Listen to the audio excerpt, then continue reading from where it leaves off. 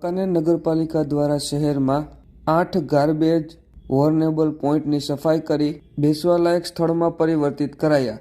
બાબતે પ્રાપ્ત માહિતી મુજબ વાંકાનેર નગરપાલિકા દ્વારા ગુજરાત રાજ્યના મુખ્યમંત્રી ભૂપેન્દ્રભાઈ પટેલની સૂચના અનુસંધાને વાંકાનેર શહેરમાં આવેલ 8 ગાર્બેજ વોર્નેબલ પોઈન્ટ એટલે કે કાયમી કચરા નિકાલ માટેના સ્થળોની સાફ સફાઈ કરી બેસવાલાયક સ્થળોમાં પરિવર્તિત કર્યા છે. જે બાબતે નગરપાલિકાના ચીફ ઓફિસર ગિરીશ સરૈયા દ્વારા રવિવારે સવારે 10 વાગ્યે મીડિયા સમક્ષ માહિતી આપી હતી.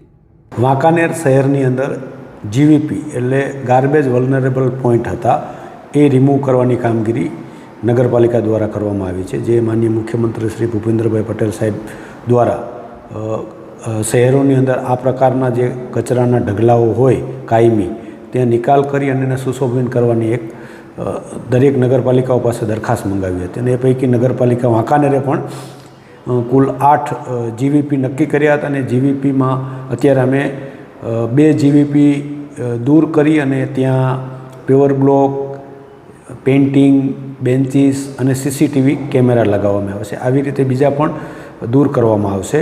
અને જ્યાં 7 સીસીટીવી કેમેરા લગાવ્યા છે કે જેમાં લોકો કચરો જો એ જીવીપી ઉપર નાખશે તો એ કેપ્ચર થઈ જશે અને એને અમે દંડ કરીશું. ઘણી વખત એવું છે કે બહારના વિસ્તારમાં લોકો રહેતા હોય અને બીજી જીવીપી ઉપર કચરો નાખવા માટે ટેવાયેલા હોય છે.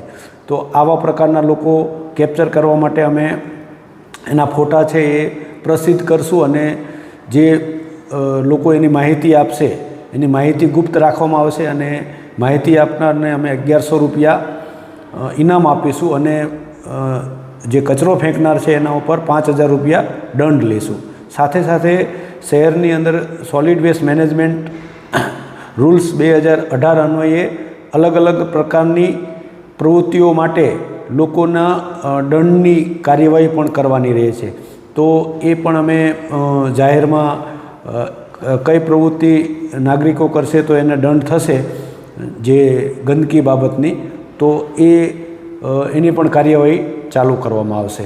એટલે અને લોકોને મારી અપીલ છે કે નગરપાલિકાની ડોર ટુ ડોર કલેક્શનની રિક્ષાઓ હોય ત્યાં અને સફાઈ કામદારને કચરો આપવો, જાહેરમાં કચરો નાખવો નહીં અને ગંદકી કરવી નહીં. સાથે સાથે ઘણી શોપ ધારકો એ દુકાનનો કચરો બહાર ફેંકે છે. એમની પણ મારી અપીલ છે કે દુકાનની બહાર ન ફેંકતા નગરપાલિકાની રિક્ષામાં જ કચરો આપવો.